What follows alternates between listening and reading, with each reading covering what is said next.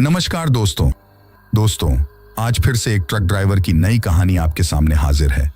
वैसे तो आपने ट्रक ड्राइवर लोगों की बहुत सी कहानियां सुनी होंगी, लेकिन मुझे पूरी उम्मीद है कि आज की हमारी ये कहानी सुनकर आपको सच में डर का एहसास होने वाला है। बस मेरी आपसे इतनी गुजारिश है कि आप अगर इस कहानी को पूरा सुनेंगे तो आपको सच में बहुत ज्यादा मजा आने वाला है। साथ ही अगर आप पहली बार हमारे इस चैनल पर आए हैं तो चैनल को अभी सब्सक्राइब कर लीजिए। ऐसा करने से हमारी और आपकी नजदीकियां बढ़ जाएगी और आगे आने वाली वीडियो आप तक आसानी से पहुंच जाएगी। तो ज्यादा समय ना लेते हुए जल्दी से अपनी कहानी को शुरू करते हैं। दोस्तों, आज की कहानी हमारे एक सब्सक्राइबर राजेश ने भेजी है, जो कि एक ट्रक ड्राइवर है। तो चलिए अब ये कहानी राजेश के पॉइंट ऑफ व्यू से सुनते हैं। दोस्तों, मेरा नाम राजेश है और मैं राजस्थान के अलवर जिले का रहने वाला हूं। मैंने ट्रक चलाने का काम बहुत कम उम्र में ही शुरू कर दिया था। जब मैं 20 साल का था तभी से मैं मेरे मामा जी की ट्रक चलाने लग गया था। लेकिन जो डरावनी घटना मैं आपके साथ शेयर करने जा रहा हूँ वो तब की है जब मैं 30 साल का था। आज मुझे ट्रक चलाते हुए लगभग 15 साल हो चुके हैं। लेकिन उस घटना के बाद मैंने मेरे जीवन में ट्रक चलाते वक्त कभी भी शॉर्टकट रास्ता नहीं अपनाया। दरअसल ये घटना उस वक्त की है जब हमारे देश में लॉकडाउन लगा हुआ था और किसी को भी कहीं पर भी आने जाने की इजाजत नहीं थी सिवाय इमरजेंसी सेवाओं के। उस वक्त मैंने अपनी गाड़ी मेडिकल लाइन में दवाओं को लाने और ले जाने में लगा रखी थी, इसीलिए मुझे लॉकडाउन में भी गाड़ी चलानी पड़ रही थी। उस दिन मैंने ट्रक में हैदराबाद से सामान लोड किया और मुझे ये सामान मुंबई पहुंचाना था। दोपहर के 3 बजे तक ट्रक में पूरा सामान लोड हो चुका था। फिर लगभग शाम के 5 बजे तक मैं थोड़ा आराम करने के बाद अपने ट्रक को लेकर अपनी मंजिल की ओर चल पड़ा।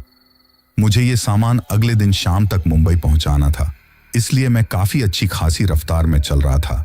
अब जैसा कि आप सभी जानते हैं कि जितना सांस लेना जरूरी होता है, लॉकडाउन के टाइम पर मास्क लगाना भी उतना ही जरूरी था, क्योंकि अगर गलती से भी कहीं पर पुलिस वालों ने बिना मास्क के देख लिया तो चालान काटने में देरी नहीं लगेगी। यही सोचकर मैंने जब ट्रक स्टार्ट किया था उसी वक्त मास्क लगा लिया था। अब लगातार मैं अपनी मंजिल की ओर बढ़ रहा था।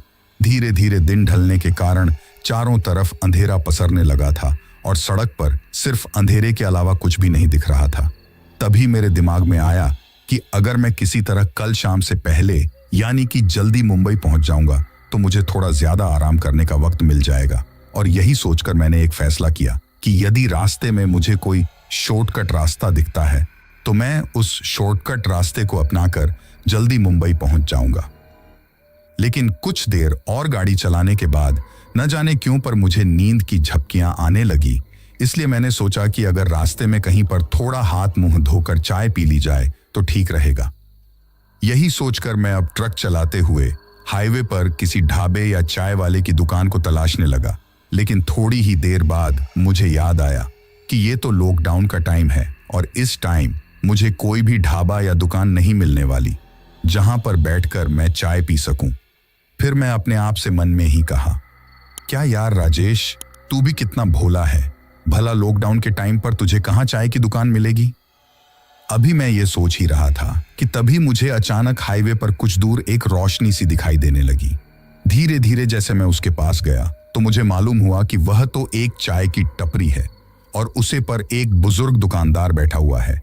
हमारे राजस्थान में छोटी और अस्थाई दुकान को टपरी ही कहा जाता है। तभी मैंने उसे बुजुर्ग आदमी के पास अपना ट्रक ले जाकर रोका और ट्रक में बैठे बैठे ही उससे पूछा कि चाय मिलेगी क्या। तो उसने मुझसे कहा कि सब कुछ मिलेगा, आप ट्रक से नीचे तो उतरिए या सब कुछ वहीं पर लेंगे।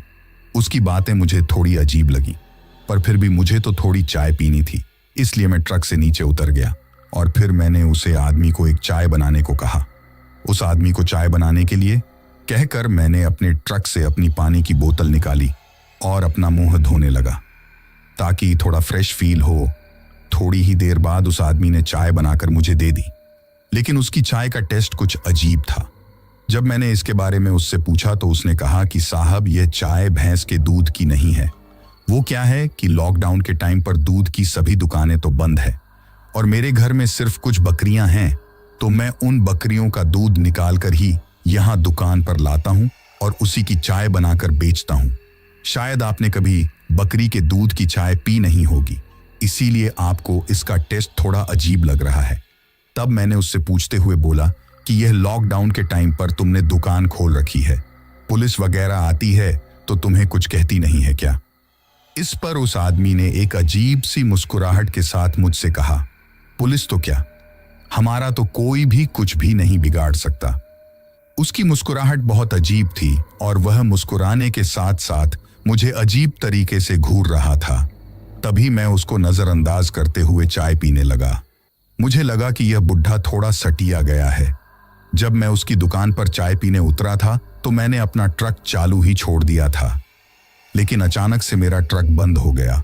मुझे लगा कि यह कैसे हो सकता है, क्योंकि मेरा ट्रक अभी नया नया ही था और वह ऐसे ही अपने आप कभी भी बंद नहीं होता था जब तक कि मैं खुद उसे चाबी से बंद ना करूं। तभी मुझे लगा कि शायद ट्रक सर्विस पर आ गया है, इसीलिए अपने आप बंद हो गया है। खैर, मैं इस बात को नजरअंदाज करके चाय पीने लगा, लेकिन पीते वक्त मुझे उसकी चाय कुछ थोड़ी ज्यादा ही अजीब लग रही थी। जैसा कि मैंने आपको बताया कि मैं राजस्थान का रहने वाला हूं, तो मैंने मेरे जीवन में पहले भी बहुत बार बकरी के दूध की चाय पी थी, लेकिन कभी भी उसका टेस्ट ऐसा नहीं था जैसा कि आज इस बुढ़े की चाय का था। तभी चाय पीते वक्त अचानक मेरी नजर उस बुढ़े की टपरी के बगल से जा रहे रास्ते पर गई। मुझे लगा कि शायद ये कोई शॉर्टकट रास्ता है और तभी मैंने उस आदमी से पूछा कि ये रास्ता कहाँ जाता है। तो उस आदमी ने फिर से उस अजीब सी मुस्कुराहट के साथ मुझसे कहा कि जहां जाना चाहते हो ये रास्ता तुम्हें वहीं पहुंचा देगा। तो मैंने उस आदमी से कहा कि तुम्हें कैसे पता कि मुझे जहां जाना है यह रास्ता मुझे वहां पहुंचा देगा।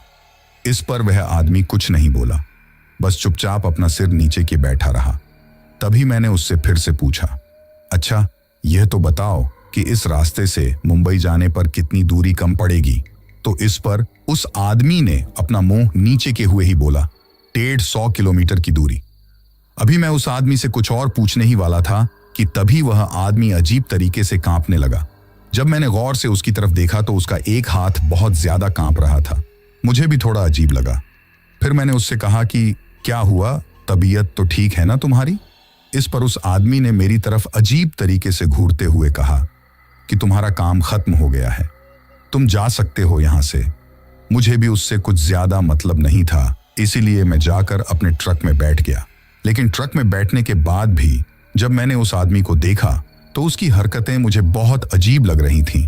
मुझे तो वह बुढ़ा पहले से ही बहुत ज्यादा सठियाया हुआ लग रहा था, इसीलिए मैंने उसकी तरफ ज्यादा ध्यान नहीं दिया। लेकिन न जाने क्यों उसकी चाय पीने के बाद मेरा ध्यान बार बार उस शॉर्टकट रास्ते की तरफ जा रहा था और मेरा मन बार बार उस शॉर्टकट रास्ते से ही चलने को कर रहा था। और हुआ भी अंत में यही, मैं उसे शॉर्टकट रास्ते से ही मुंबई की तरफ निकल पड़ा। अब चारों तरफ घना अंधेरा हो चुका था। जब मैंने अपनी घड़ी में टाइम देखा तो रात के 8 बज रहे थे। तभी मुझे अचानक से याद आया कि मैंने उस आदमी को चाय के पैसे तो दिए ही नहीं, लेकिन अब मैं वहां से काफी ज्यादा आगे आ चुका था, इसलिए मैंने वापस जाना भी ठीक नहीं समझा।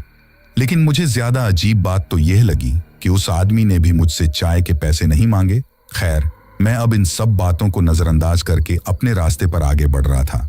लेकिन मुझे उस रास्ते पर एक सबसे बड़ी अजीब बात यह लगी कि पीछे जब मैं हाईवे से आ रहा था तो हाईवे के दोनों तरफ जो पेड़ पौधे थे वह हरे भरे थे, लेकिन इस रास्ते के अगल बगल में जो पेड़ पौधे थे वह पेड़ पौधे बिल्कुल सूखे हुए थे और उन पर एक भी हरी पत्ती नहीं थी।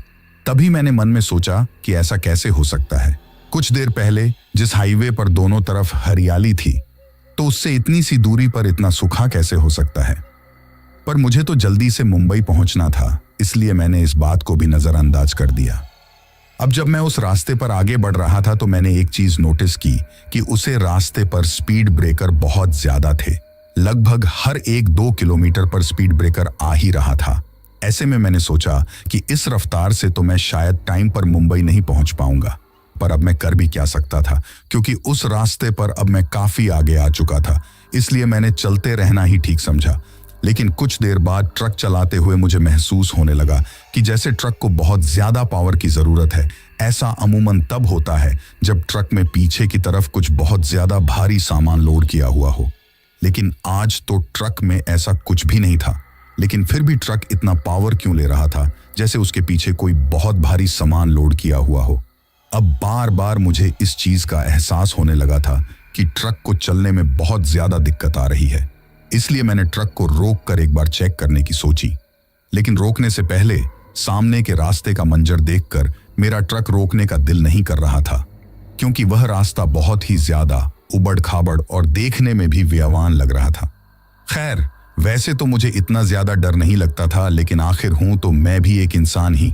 तभी मैं ट्रक चलाते हुए मन ही मन सोच ही रहा था कि कहीं कोई अच्छी सी जगह दिख जाए या फिर कोई इंसान दिख जाए तो मैं ट्रक को रोककर इसको चेक कर लूंगा और उस इंसान से पूछ भी लूंगा कि रास्ता इतना वीरान और सूखा क्यों है और यह मुझे मुंबई कब तक पहुंचा देगा। बस मेरे यह सोचने भर की देरी थी और मुझे रास्ते पर आगे एक औरत सर पर लकड़ियों का गट्ठर लेकर चलती हुई दिखी। उसे देखकर मैंने सोचा कि इतनी रात को यह औरत लकड़ियों का गट्ठर लेकर कहाँ जा रही है। तभी मैंने अपनी घड़ी में टाइम देखा तो रात के 11 बज रहे थे। मुझे थोड़ा अजीब तो लगा, पर फिर भी मैंने उसके पास ले जाकर अपनी ट्रक को रोक दिया। ट्रक की हेडलाइट की रोशनी में वह औरत दिखने में काफी ज्यादा जवान और खूबसूरत लग रही थी, लेकिन उसने घूंघट निकाल रखा था। मेरे ट्रक को उसके पास रुकता देख वह औरत भी वहीं पर रुक गई। तभी मैंने उस औरत से पूछा कि यह रास्ता कितना लंबा और है, लेकिन शायद ट्रक के इंजन की आवाज में उसे कुछ सुनाई नहीं दे रहा था।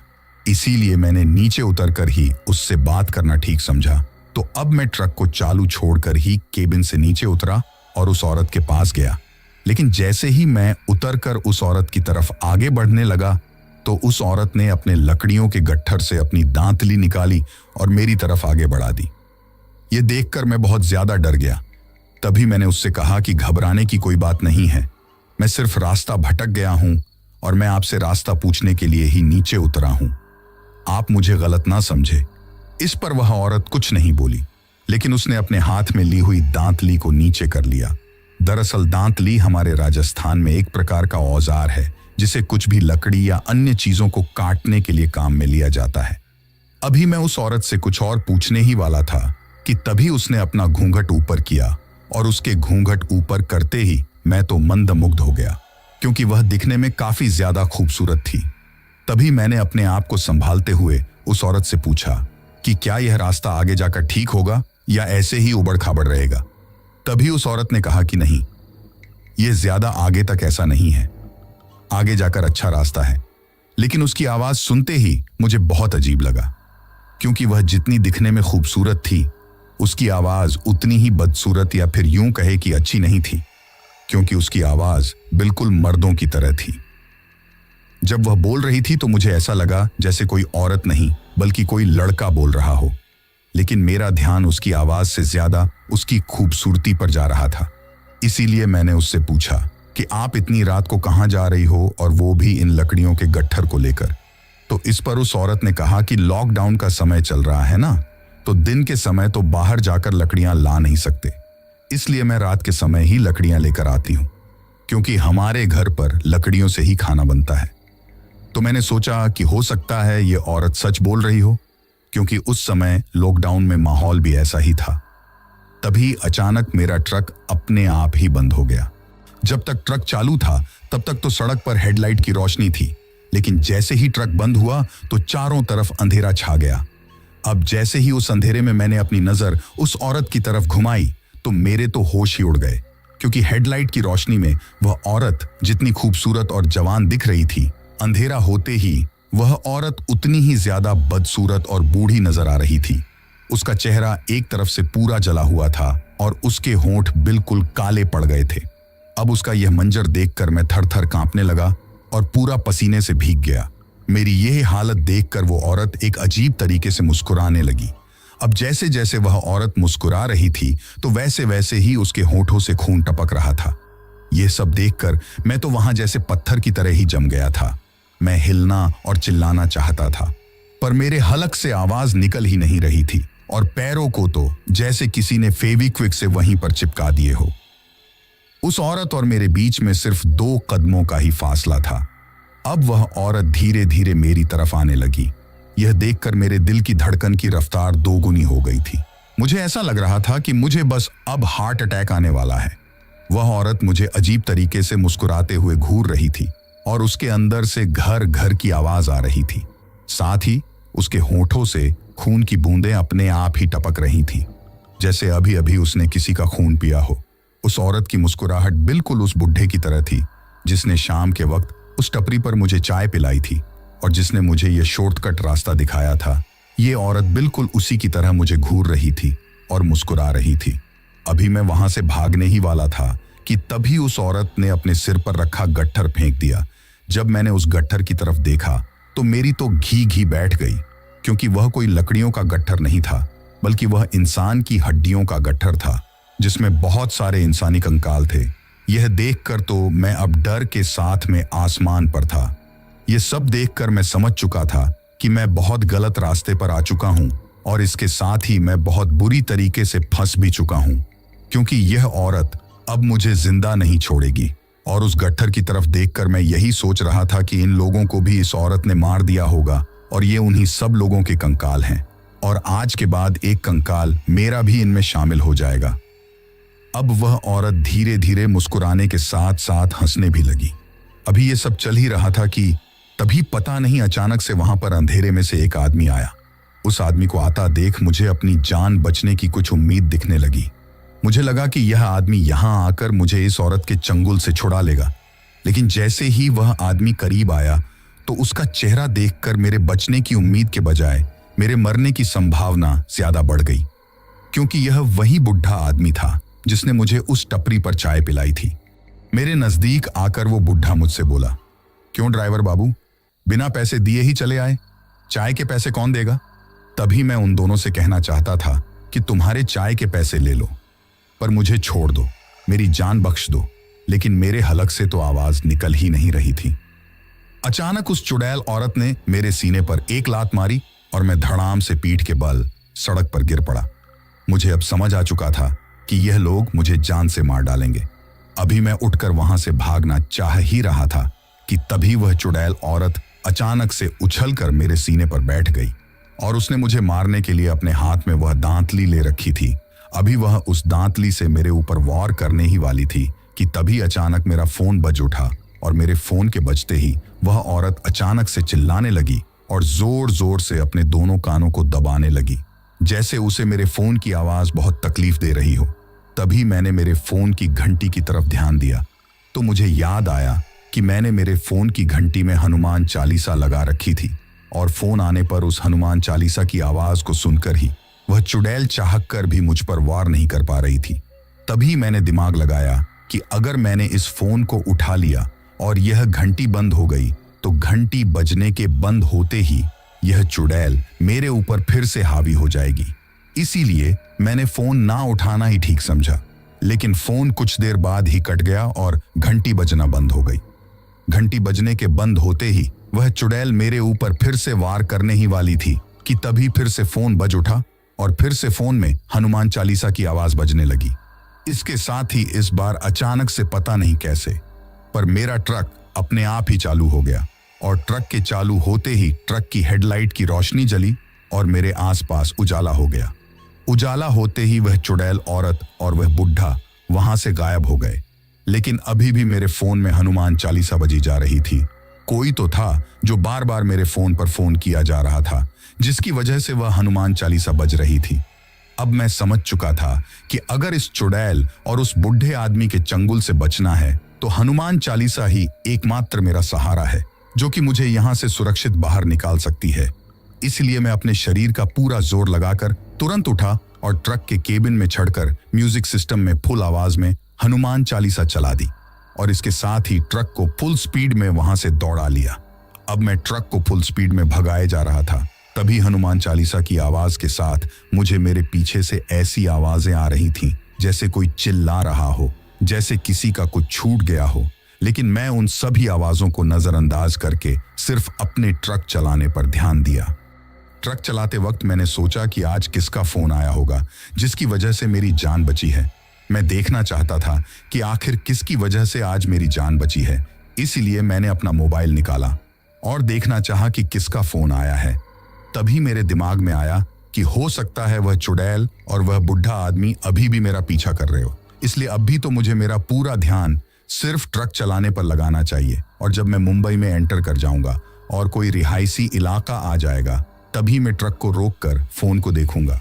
इसके बाद जब मैं मुंबई के रिहायशी इलाके में एंटर हो गया और मुझे पूरा यकीन हो गया कि अब मेरी जान को कोई खतरा नहीं है, तब मैंने सड़क के किनारे ट्रक को रोका और फोन निकालकर अपना फोन चेक किया। जब मैंने फोन चेक किया तो पाया कि वह फोन मेरी पत्नी ने किया था। तब मैंने सोचा कि उसे भी चिंता हो रही होगी कि मैंने इतनी बार फोन करने के बावजूद भी फोन क्यों नहीं उठाया। इसलिए मैंने वापस अपनी पत्नी को कॉल बैक किया और जब मैंने अपनी पत्नी को वापस कॉल बैक किया और उसकी जो बात सुनी, उसे सुनकर मेरी आंखों में आंसू आ गए। मेरी पत्नी ने कहा कि आपकी बेटी बार बार आपसे बात करने की जिद कर रही थी और कह रही थी कि मुझे अभी पापा से बात कराओ, इसीलिए मैं बार बार आपको कॉल कर रही थी, पर आप हो कि फोन उठा ही नहीं रहे थे। दरअसल मैं आपको बताना भूल गया कि अभी कुछ साल पहले ही मेरी शादी हुई थी और मेरी एक 3 साल की बेटी है। तब मैंने सोचा कि आज मेरी बेटी की वजह से मेरी जान बच गई। अगर मेरी बेटी मुझसे बात करने की जिद ना करके फोन ना करती तो आज तो मैं मर ही चुका था। इसीलिए आपसे विनती है कि बेटियों को बोझ ना समझे। बेटियां बहुत अनमोल हैं और उस दिन के बाद अब जब भी मैं माल की डिलीवरी करने के लिए ट्रक लेकर कहीं बाहर जाता हूं और अगर मेरी बेटी का फोन आए तो काम को छोड़कर पहले अपनी बेटी से बात करता हूं। आखिर यह जीवन दान मुझे मेरी बेटी की वजह से ही मिला है। इसके साथ ही उस दिन के बाद मैंने शॉर्टकट रास्ते अपनाना छोड़ दिया है। लेकिन जब मैंने उस शॉर्टकट रास्ते और उस चाय वाली टपरी की बात अपने साथ वाले ड्राइवरों को बताई तो उन्होंने मुझे बताया कि आज से कुछ साल पहले वह बाप और बेटी उस चाय की टपरी को चलाया करते थे। लेकिन एक दिन शायद कोई ट्रक वाला शराब पीकर ट्रक चला रहा था और उसने उनकी टपरी को टक्कर मार दी। उस टक्कर में वह बाप और बेटी भी मारे गए। तभी से वह बाप और बेटी ट्रक वालों को रोककर वहां चाय पिलाते हैं और उस शॉर्टकट रास्ते पर जाने के लिए उनको गुमराह करते हैं और उनसे अपनी मौत का बदला लेते हैं। तो दोस्तों, ये थी हमारी आज की कहानी। कहानी आपको कैसी लगी कमेंट बॉक्स में कमेंट करके जरूर बताना। फिलहाल चलता हूं। बस आप अपना और अपने परिवार का ख्याल रखें और अगर अभी तक भी चैनल को सब्सक्राइब नहीं किया है तो कृपया करके चैनल को सब्सक्राइब कर लीजिए। आपका ये छोटा सा सहयोग हमें आपके लिए ऐसी ही कहानियां लाने के लिए प्रोत्साहित करता है।